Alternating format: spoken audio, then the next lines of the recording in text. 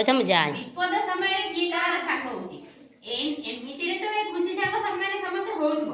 ଆର ଯେତେବେଳେ ବିପଦ ପଡିଥିବ ତାହେଲେ ୟା ଗୋଡଟା କୋଉଠି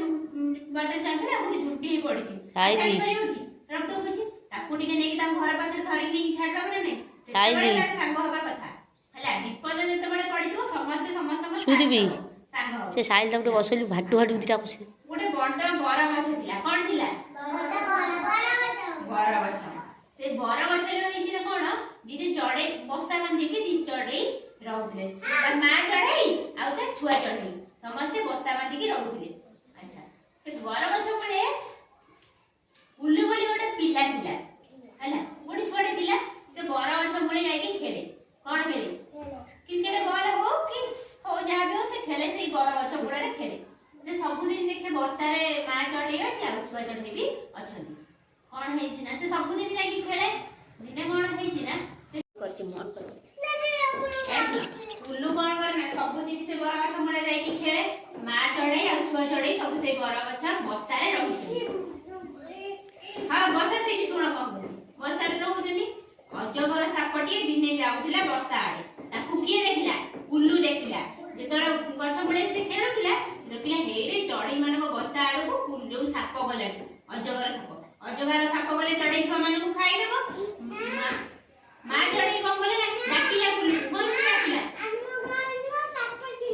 ସାପ ଥିଲା ସେ ହେଲା କଣ ନା ଉଡି ତାକୁ ଡାକିଲା ଚଢେଇ ମାନେ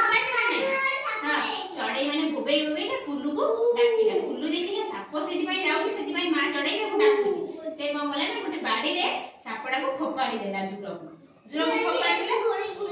ଘୁରେଇକି ଫୋପାଡ଼ିଦେଲା ସାପ ପଳେଇଲା ଏବେ ମା ଚଢେଇ ଆଉ ଛୁଆ ଚଢେଇ ଶୁଣ ନିରାପଦରେ ରହିଲେ ହେଲା ହଉ ଶୁଣ ମୁଁ କଣ କହୁଛି ଦିନେ କଣ ହେଇଛି ନା ଉଲ୍ଲୁ ସେଇ ବର ଗଛ ମୂଳରେ ଖେଳୁଥିଲା ସେ ସବୁଦିନ ଖେଳେ ସ୍କୁଲ ଯାଏ ସ୍କୁଲରୁ ପାଠ ପଢି ସାରିକି ଖାଇ ପିଇକି ସେ ଗଛ ମୂଳେ ଯାଇକି ଖେଳେ ଖେଳୁଥିଲା ବେଳେ ଥକା ଲାଗିଲା ତମେ କଣ କରୁଛ ପାଣି ପିଉଛ ସେ କଣ କଲା ନା ପାଣି ପିଇକି ଟିକେ ବସି ପଡିଲା ବସି ପଡୁ ଟିକେ ପବନ ଦଉଥିଲା ହାଲିଆ ହେଇଯାଇଥିଲା ନା ଖେଳିକା ବସି ପଡୁ ତାକୁ ନିଦ ହେଇଯାଇଛି ଶୀତ ଦିନରେ ଥଣ୍ଡା ଲାଗୁଛି ନା ନାଇଁ ଥଣ୍ଡା ଲାଗିଲେ କଣ କରୁଛ ଘୋଡେଇ ହେଇ ପଡୁଛ ସିଏ ତ ଖେଳିବାକୁ ଲାଗିଲା ସିଏ ତ ଘୋଡେଇବାକୁ କିଛି ନେଇନି ମା ଚଢେଇ ଆଉ ଛୁଆ ଚଢେଇ ଦେଖିଲେ ଉଲ୍ଲୁ ପୁରା ଶୀତରେ ଥରୁଛି ସେ କଣ କଲେ ନା କିଛି କାଠ ସଂଗ୍ରହ କଲେ କଣ କାଠ